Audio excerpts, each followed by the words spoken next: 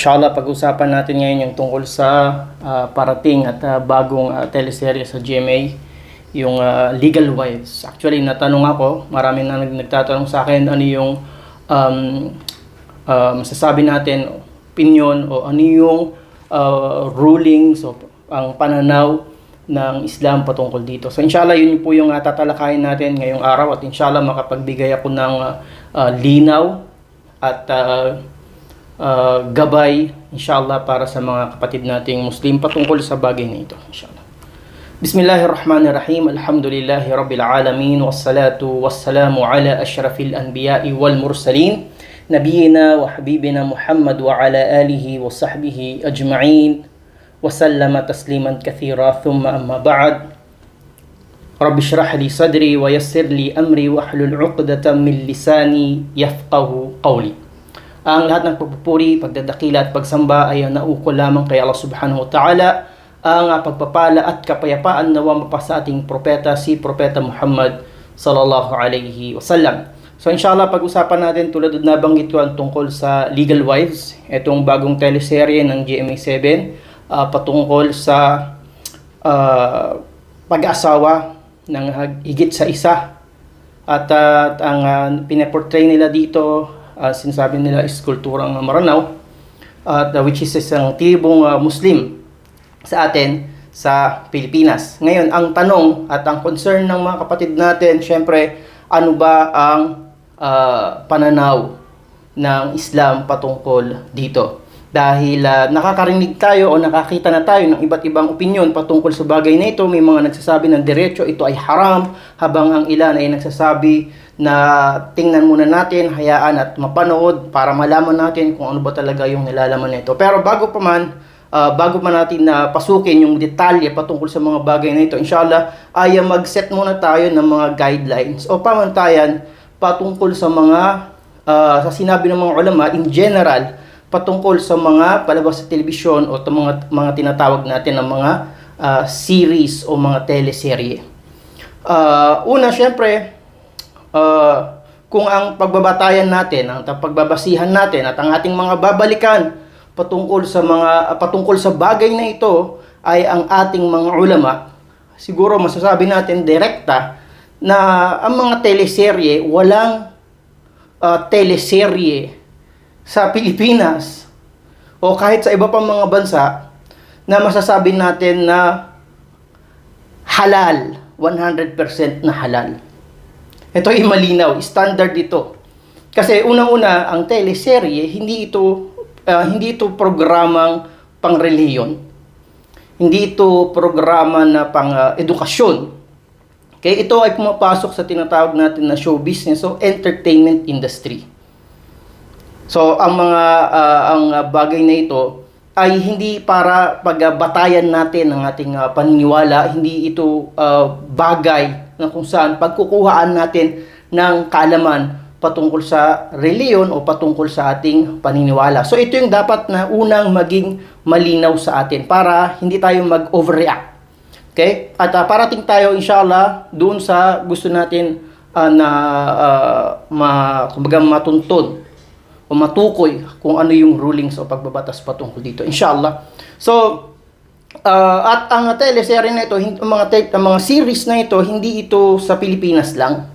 Kaya alam natin na halos lahat ng bansa, kahit ang mga bansa ng mga Muslim, ay meron silang mga series o mga drama series sa kanilang mga bansa. Okay? Kahit ang Saudi Arabia, ang UAE, ang Egypt, ang lahat, nakikita natin, meron silang mga series o mga drama series sa television. Kaya so, sinasabi na ito na ay naging bahagi na ng kultura ng maraming tao. Kaya sa panahon natin, of course, ito, dahil wala naman itong mga bagay na ito, 100 years ago, sabihin natin, wala namang mga series dahil syempre ang television kailan lang naman ito na imbento. Okay, so ito yung mga titingnan natin. Una, yung pinaka-pundasyon nito. Okay, so hindi ito programang pangrelihiyon. Ito ay entertainment, for entertainment purposes. At siguro sinasabi nila na somehow nagbibigay ito ng edukasyon dahil ito nga ay kumakatawan sa kultura. At dito sa pamamagitan nito ay ang mga tao pinapakita nila o pinoportray nila o piniplay nila kung ano yung mga social issues, okay, political issues, at gayon din mayroong mga tinatawag na mga science fiction. Okay, so ito iba't ibang anyo o uri ng teleserye. Ngayon, ano ang binanggit ng ating mga ulama patungkol sa mga bagay na ito in general? Okay, in general. Siguro wala tayong maririnig kahit na isa sa mga ulama na magsasabi, yung mga ulama na Rabbaniyin, mga ulama ng Salaf, kaya na magsasabi na ang bagay na ito ay kanilang ipopromote o kanila itong isasuggest sa mga Muslim na suportahan. Kaya ito dapat maging malinaw sa atin dahil hindi nga ito bahagi ng ating pananampalataya o bagay na makakatulong sa ating paniniwala o sa ating pananampalataya, sa ating buhay dito sa mundo, at mas lalong hinggit sa kabilang buhay. Hindi ito makakatulong sa atin. Okay? So, hindi nila ito isasuggest at hindi nila ito ipopromote o hindi nila i-encourage yung mga Muslim na suportahan ang alinman o anuman sa mga mga series sa telebisyon. Na kahit pa nga yung mga sinasabi natin na mga ilang Islamic series na ginawa ng mga Muslim, hindi pa rin nagkasundo ang mga pantas o mga scholars patungkol dito na meron ilan na mga kumbaga inihikayat nila, ang tini-encourage nila yung mga Muslim na mapanood siguro dahil bahagi nito ay ang pagtuturo ng sira o bahagi nito ang pagtuturo ng tarikh o kasaysayan ng mga Muslim, tulad halimbawa nung Umar bin Khattab, yung series ni Umar bin Khattab radiyallahu anhu, at yung alam natin yung The Message, yung Ar-Risala, yung movie na nagawa ay ganun din.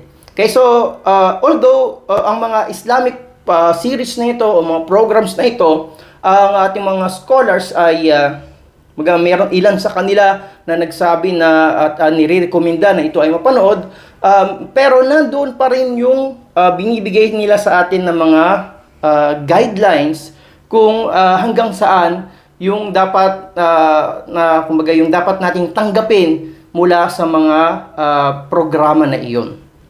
Okay? So, yun ay malinaw na pagpapaunawa sa atin ng ating mga ulama o ng ating mga scholars na hindi ito bagay na essential o bagay na napaka-importante para sa ating mga Muslim. Dahil in the first place, hindi ang mga Muslim ang nagpasimula nito o hindi natin masasabi na o kaya natin sabihin na hindi ito bahagi ng Islamikong pamumuhay.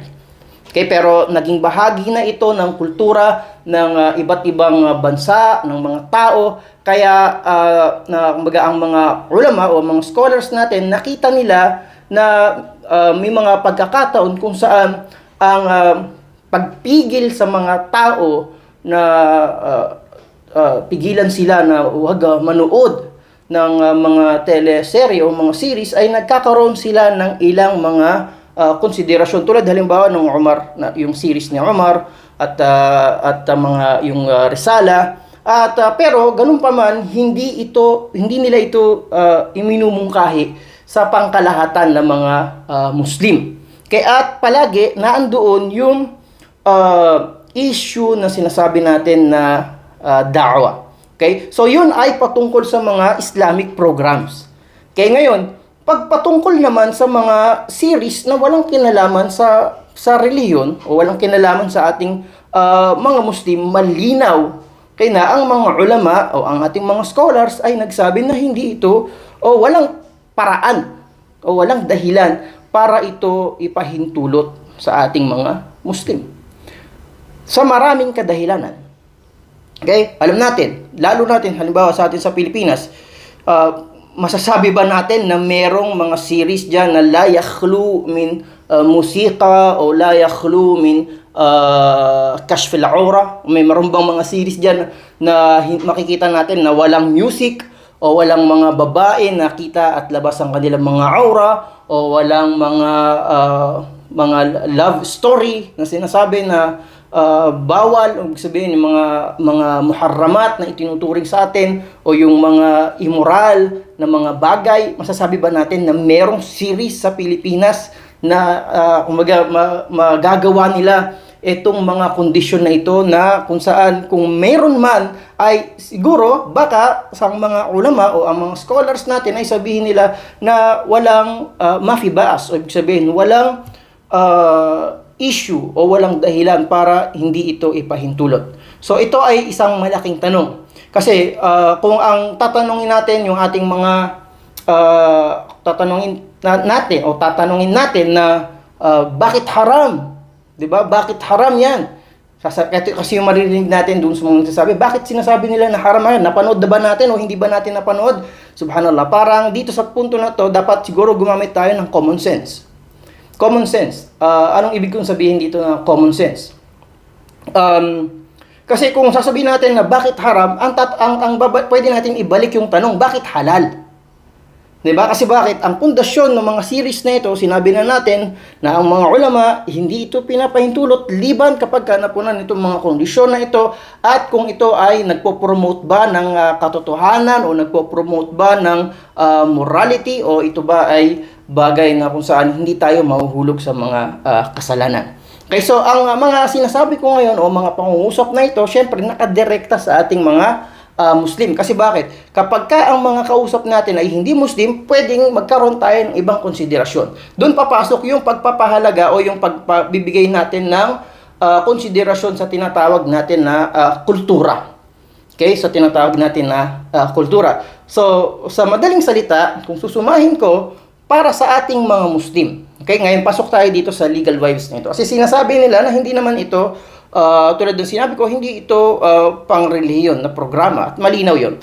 Ang pinoportray nila dito ay kulturang Muslim o kulturang Maranao in particular, at sabi natin, sige, sa kabuuan, kulturang Muslim, kasi hindi lang naman sila ang sinasabi na nagpapatupad ng ganong bagay tulad nung sinasabi na legal wives o yung mga pagkakaroon ng higit sa isang asawa.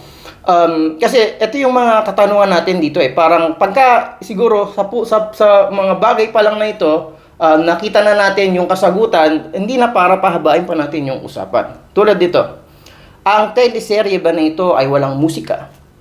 Okay, although ang music ay mukhtalaf, o ibig sabihin merong mga nagsasabi na ito ay haram, malinaw sa mga sumusunod sa dalil at talagang pinanghahawakan nila yung tamang katuruan na hindi ito pinahintulot. Okay, lalo na sa mga ang musika na ito ay nagpo-promote ng immorality. Ang musika na ito ay nagliligaw sa damdamin at puso ng tao. Okay, so masasabi ba natin na wala ito nito? Ang teleserye ba na ito, walang mga babae na nakikita yung kanilang mga aura? Kasi kung ang pagbabawal na ito ay katulad din sa physical na buhay, 'di ba? Kasi tayo pinagbawalan tayong tumingin sa sa aura ng mga babae. 'Di ba? So ang panonood hindi walang pinagkaiba 'yon sa pagbabawal kung sa yung physical o harapan na kausap mo na tao. Okay? At pangatlo, ang istorya ba na ito ay umiikot sa kasi alam natin na kung sinabi natin dito, most probably this is a love story. Okay? Ito yung malaking talagang ihtimal kabir. Ito ay isang palabas ng tungkol sa pag-ibig. Okay, patungkol ito sa pag-ibig, at dahil naging bahagi nga lamang ng kultura ng mga Muslim, doon nila tayo pinapasok. Okay? So Itong mga bagay pa lang na ito na sinasabi natin, siguro doon pa lang makikita natin na lumalabag na siya sa mga hangganan ng ating reliyon. Lumalabag na siya sa hangganan ng Islam.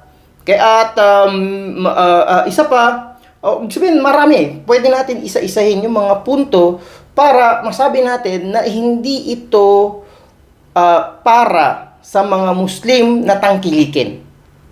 Okay? Take note. Hindi ito para sa mga Muslim na tangkilikin. Ngayon, kung ang mga Muslim hindi nila ito tatangkilikin, wala na tayong problema. Di ba? Hindi na ito issue para sa atin.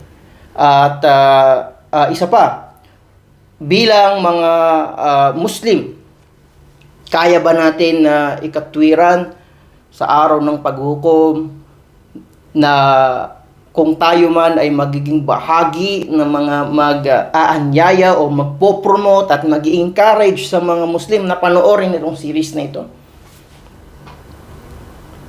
Diba? Kaya ba natin yung pangatwiranan halimbawa sa araw ng paghukom kay Allah subhanahu wa ta'ala at sasabihin natin, Ya Allah, this is for the purpose of da'wah and educating our fellow Muslims.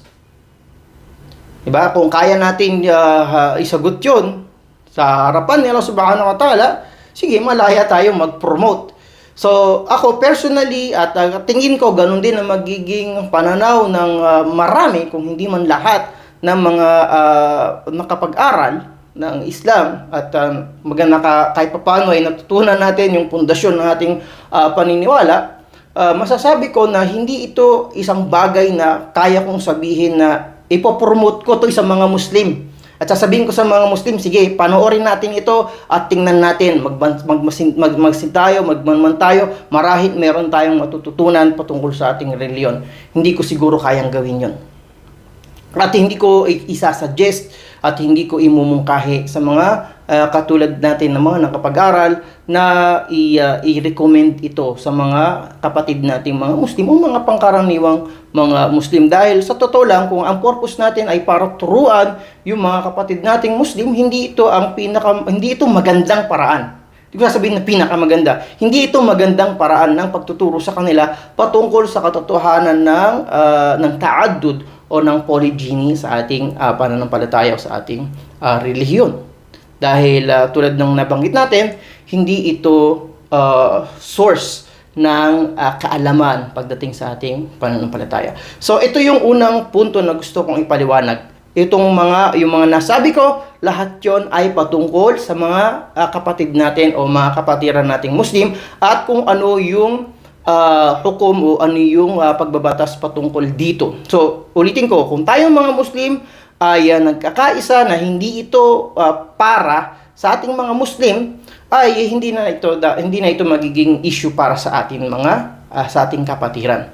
Okay, ngayon, para naman doon sa sinasabi natin na sitwasyon ng mga sitwasyon sa atin sa Pilipinas. Kasi nga sinabi na natin na ito ay naging bahagi na ng kultura ng mga Pilipino. At tulad ng naipaliwanag ko sa mga ibang videos natin na hindi porket kulturang Pilipino ay tanggap na natin bilang mga Muslim.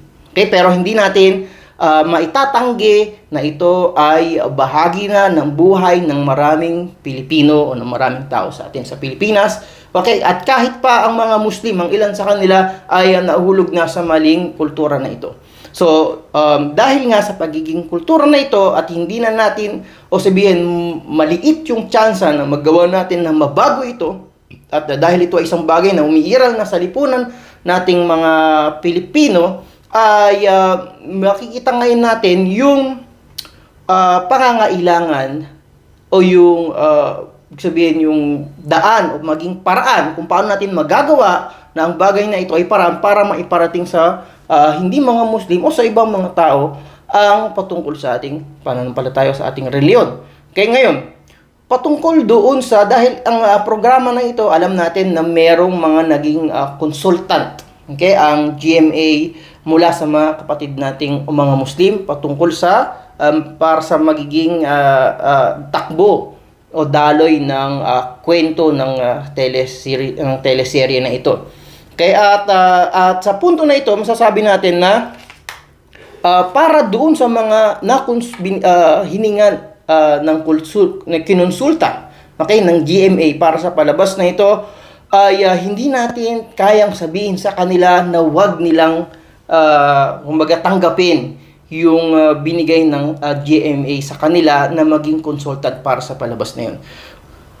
Ngayon, binanggit natin kanina, ito ay bahagi na ng kultura at maliit yung magagawa natin para mapigilan ito dahil ito ay, bukod sa pagiging kultura, ito ang gumagawa nito ay hindi mga Muslim. Wala tayong bilang minorya sa Pilipinas, malinaw na hindi ganun kalakas yung kumbaga yung kaya nating gawin para pigilan sila sa pagsasabuhay ng kanilang kinagisnang kultura. Okay, pero sa punto na ito, kaya doon natin masasabi na yung mga naging consultant ng GMA mula sa mga kapatid nating Muslim ay wala silang, hindi natin nakikita na meron silang nalabag o nagawang kasalanan sa pagtanggap ng responsibilidad o sa pagtanggap ng duty na yon. Bakit? Dahil sa punto na ito, papasok yung tinatawag na yung mga prinsipyo o mga principles na meron tayo pagdating sa Islamic awareness o sa pagdadawa at pagdating sa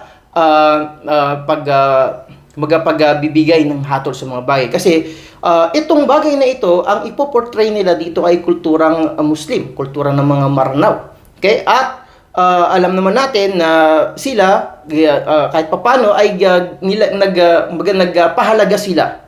Kaya rumispeto sila sa kultura nating na mga Muslim, kaya sila ay kumonsulta sa mga kapatid nating Muslim na nakakaunawa at nakakaintindi patungkol sa mga bagay nito. So sa kanila na nakonsulta ay obligasyon nila na ibigay at gawin yung kanilang lahat ng magagawa para mabigyan ng maging daan nawa yung pagiging consultant nila na kung ano man yung ipapalabas nila sa kanilang teleserye ay naaayon sa tamang katuruan ng ating reliyon o sa tamang katuruan ng Islam. So, ano yung ginawa nila? Ang ginawa nila ay mimbabi da'wa at sa punto na ito ay merong malaking konsiderasyon na ibinigay ang ating reliyon. Okay, at pwede natin i-apply dito yung tinatawag na akhafud dararain o yung lesser evil. Okay, kasi pagka hinayaan nila yon, mas baka ma-portray ng mali. Okay, at mas lalong magkaroon ng maraming misconception at misunderstanding pagdating sa paniniwala nating mga Muslim, ang mga hindi Muslim, at mai-portray nila ng mali yung patungkol sa polygyny, sa kung paano ito itinuro ng ating reliyon. Okay, so sa punto na yon, hindi sila wag natin silang sabihan na haram o nakagawa sila ng pagkamali dahil malinaw na ang ginawa nila ay mayroong kabutihan. Mayroong kabutihan. Okay, at ang intensyon na madawahan yung mga artista na nandoon o yung crew mismo ng teleserye na yon ay mga dahilan na pag magpapahintulot sa kanila natanggapin yung papel na yon at inshallah sa pamamagitan nun marahil magabayan yung mga crew na yon. At sa palabas na ito, kapag ito ipapalabas na, generally speaking, ang magiging mga viewers nito ay hindi mga Muslim. Kasi halimbawa, kami mga scholars o yung mga nakapag-aral ay magbibigay ng payo sa ating mga kapatid na Muslim na ang palabas na ito ay hindi para sa atin. At hindi natin pwedeng sabihin na sa mga Pilipino na ganun din. Na yung mga hindi Muslim sa atin, sasabihin natin, wag din yung panoorin yan.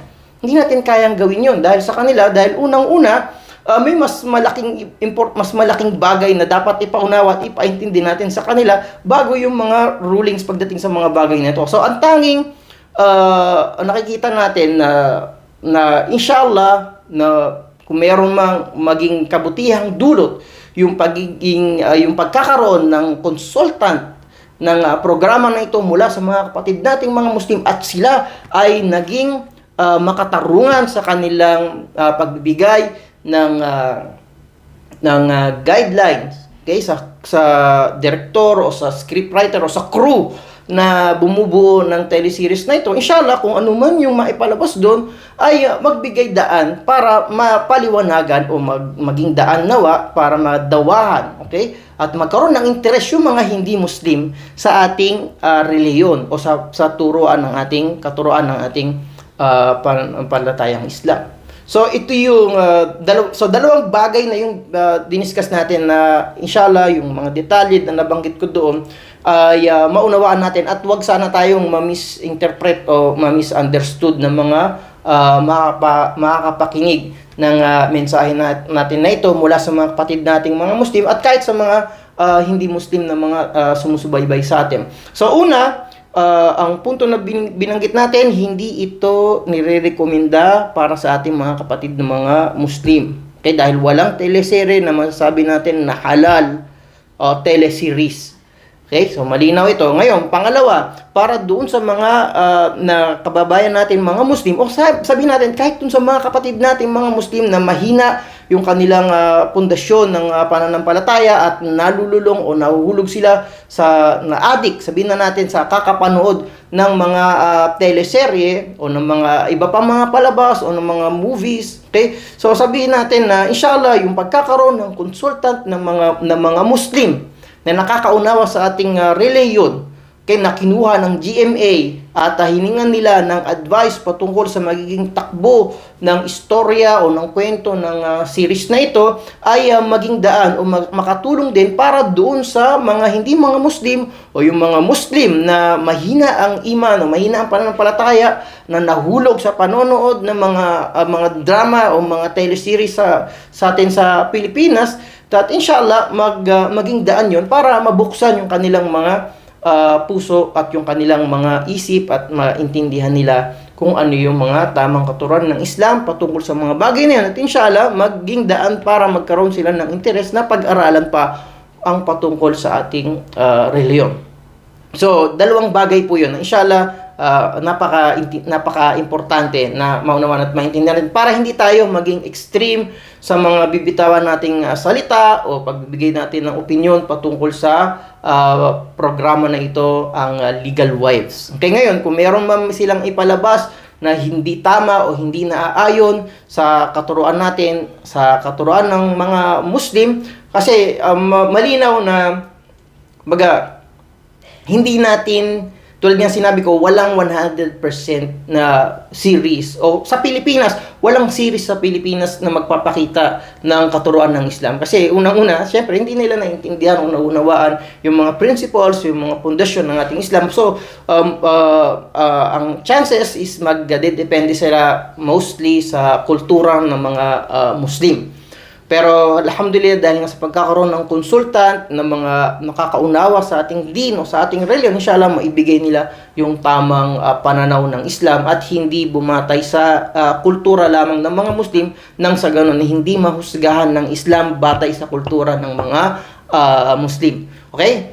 So, yun po yung inshallah na dalawang bagay na gusto kong ipaliwanag o bigyan ng linaw para doon sa mga nagtatanong sa atin tungkol sa series na ito, ang Legal Wives. Ngayon, kung gusto talaga natin na ang habol kasi kung ang habol talaga natin is maunawaan at maintindihan ang patungkol sa mga bagay na ito, syempre magtanong tayo sa ating mga scholars. Magtanong tayo sa ating mga ulama patungkol sa polygyny at hindi tayo magbabatay. Of course, kahit kailan hindi tayo magbabatay o magbabase ng paniniwala natin ng reliyon natin sa mga series. Okay, kahit nga yung mga Islamic series na yan, hindi pa rin yan source ng knowledge. Hindi pa rin yan sasabihin natin na natutunan ko ang tungkol sa Islam dahil sa series or dahil sa movie. Hindi po yan katanggap-tanggap dahil ang kaalaman sa ating reliyon ay sagrado. Ito ay pamana ng ating mga propeta. At ang pamana ng mga propeta, tulad ng sinabi ng propeta Muhammad sallallahu alaihi wasallam, wa innal anbiya lam yuwarrithu dinaran wala dirhaman walakin warrathul ilm. At ang mga anbiya, ang mga propeta ay hindi sila nagpamana ng dirham o dinar, ngunit sila ay nagpamana ng kaalaman. Okay? Faman akhadahu faqad akhadha bihadhin wafir. Kaya sino man ang makakuha ng kaalaman na yun ay nakakuha siya ng maraming kabutihan. So ang pinamana ng mga ambiya, ng mga propeta ay ang kaalaman. Kaya itong bagay na ito ay sagrado at nakukuha natin doon sa tamang proseso. Okay? At bukod sa pagiging kaloob, okay, ni Allah Subhanahu wa Ta'ala ng kaalaman, ito ay binibigay niya sa mga matutuwid at mga may takot sa Kanya mula sa ating mga ulama. Okay, at kagaya nga na sinabi ni Imam Shafi'i rahimahullah ta'ala, "Shakawtu ila waqi'in su'a hifdhi fa arshadani ila tarkil ma'asi wa 'allamani bi anna al-'ilma nurun wa nurullahi la yuhda 'asim." Ito ay liwanag mula kay Allah. At ang liwanag mula kay Allah na kaalaman ay hindi binibigay sa isang palasuway sa Kanya. So ito ay gabay mula kay Subhanahu wa Ta'ala, at ang kaalaman na ito, kagaya ng sinabi ng isa sa mga tabi'in, na ang kaalaman, okay, na ang din na ito ay nakabatay sa kaalaman. Kaya tingnan ninyo kung saan ninyo kinukuha ang inyong din. So inshallah, kung gusto natin talagang maintindihan ang patungkol sa mga katuruan ng ating reliyon, kunin natin ito sa ating mga ulama. Okay, at ang pagkakaroon ng teleseries na ito ay maaaring maging beneficial sa ating mga Muslim kapag napanood ito ng mga hindi Muslim. Pero hindi para sa atin na mga Muslim na panoorin ito at maglaan tayo ng oras natin. Okay, at dahil mas maraming importanteng bagay na dapat matutunan natin sa ating reliyon kaysa sa manood tayo ng mga teleseries na to. At nakikita ko na kasi na yung maaaring mangyari na may mga Muslim na hindi naman talaga sila pagka pinanood nila to at hinayaan natin yung mga kapatid nating mga Muslim na manood nito, sasabihin ko direkta na marami sa kanila hindi naman sila tututok o titingin dun sa katuruan ng Islam. Hindi sila tututok kahit sabihin natin dun sa kultura ng mga Muslim. Nakatutok sila saan? Dun sa mga artista na sinusunod nila, at dun sa, sasabihin ko sa inyo, dun sa magiging takbo ng istorya, at ang magiging takbo ng istorya na ito ay love story ito. Ito ay kwento ng pag-ibig at pagkakaroon ng mahigit sa isang asawa. Okay, sa palabas nakita natin 3 asawa. Masya Allah. Okay, so wag tayong masyadong maging bilang mga Muslim, wag natin masyadong seryosohin, wag natin masyadong kumbaga palakihin ang issue na ito ng legal wives, kasi hindi ito para sa atin, para ito sa kanila. Okay, ngayon kung ipoportray nila yung kultura nating mga Muslim o kultura ng mga kapatid nating mga Maranao sa Pilipinas, hayaan natin sila. At inshallah, maging daan nawa yun para mabuksan yung isip at puso nila at mas maging interesado sila na pag-aralan kung ano yung reliyon o yung pinaniniwalaan ng mga Muslim. Okay? So, inshallah, yun na, ulitin ko, kung hindi natin ito tatangkilikin bilang mga Muslim, at yun yung pinananawagan natin sa mga kapatid nating Muslim. Okay, at kung meron man sa kanila na hindi nila mapipigilan at mapanood pa rin nila yun, wag natin itong kumaga kunin na palabas para ipakita sa mga hindi Muslim kung ano ang Islam, dahil hindi natin makikita ang Islam sa palabas na yun. Kaya wag tayong mag-overreact, at wag natin silang kasi ang mga hindi Muslim of course nakatingin sa atin. At sasabihin nila, pag pinasok nila tayo sa usapin, kultura yan, mga Pilipino kayo, ganito, ganyan, ganyan. So, lumagay tayo sa lugar na kung saan hindi naman nila tayo makikita na para bang lahat na lang ng ginagawa nila ay masama. Pinagbumuka natin sila na ganito, ganyan. Lalo na kapag ang intention natin ay pagdada'wa, ayaw natin na gumawa tayo ng mga bagay na mas lalo lang maglalagay ng barrier o lalo lang maglalagay ng harang sa pagitan natin at pagitan ng mga kababayan natin, mga Pilipino na mga hindi Muslim. Kasi gusto nga natin ipaunawa at ipakita sa kanila yung ganda ng ating reliyon at yung magiging reaction natin na sasabihin natin, masama yan, ano ba kayo, ganito, ganyan, bakit nyo sinisira yung mga image ng mga yung Islam, ito ay pangtira sa mga Muslim. Wag po, kasi unang-una yun nga, yung magiging reaksyon nila hindi magiging maganda, at ikonsidera natin yung mga naging consultant na mga Muslim na ginawa nila yung magagawa nila o yung responsibilidad nila para kahit papaano ay maging daan ang palabas na ito na maiparating sa mga hindi Muslim ang patungkol sa ating relihiyon. Okay, so ikonsidera natin yun kasi for sa kanila na ginawa nila yung kanilang magagawa. Okay, para makapagbahagi at makapagbigay doon sa mga hindi Muslim na mga naggumawa ng teleseries na to sa intention nila magdawa, dapat ay magpasalamat tayo sa kanila. Okay, at kumaga ano natin 'yon, wag natin ipagwalang bahala dahil kung ano man yung ginawa nila, si Allah Subhanahu wa Ta'ala ang mas higit na nakakaalam, at inshallah gantimpalaan nawa sila ni Allah Subhanahu wa Ta'ala sa naging effort nila at sa da'wa na ginawa nila sa pagbuo at paggawa ng series o ng teleserye na ito. So inshallah nakapagbigay ako ng ilang mga linaw, okay, o detalye patungkol sa kung paano natin dapat tingnan ito bilang mga Muslim. Okay, at manatili tayo inshallah sa magandang yung magandang asal at pag-uugali natin, at ipakita natin sa mga hindi Muslim yung totoong kultura ng Islam o totoong kultura ng mga Muslim ay nakabatay sa kagandahan ng katuruan ng ating reliyon. Dahil yun naman talaga ang dapat at yun ang totoo.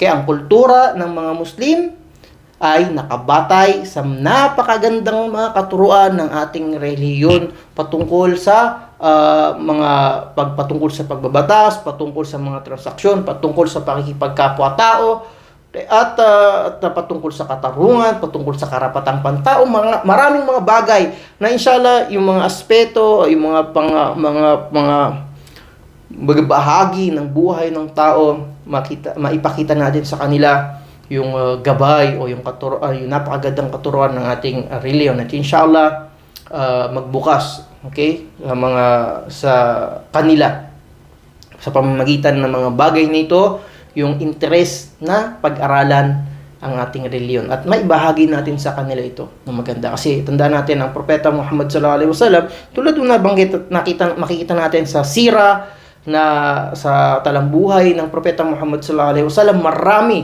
sa mga nag-Muslim nung panahon niya ay dahil sa napakagandang pag-ugali at pakikitungo ng propeta Muhammad sallallahu alaihi wasallam sa kanila. Napakagandang at tunay na sa propeta Muhammad sallallahu alaihi wasallam ay ang mga pinakamagandang halimbawa.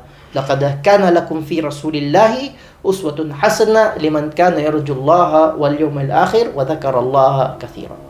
Sa bilang panghuli, sinabi nila Subhanahu wa Ta'ala sa Quran, laqad kana lakum, tunay na para sa inyo, sa inyong sugo, sa sugo ni Allah, sa propeta Muhammad sallallahu alaihi wasallam, uswatun hasana. Ang pinakamagandang o napakagandang halimbawa sa sino man na naghahangad sa araw ng paghukom sa kabilang buhay at naghahangad na makaharap si Allah. Wa dzakarallaha katsiran, at umaalala ng marami kay Allah Subhanahu wa Ta'ala.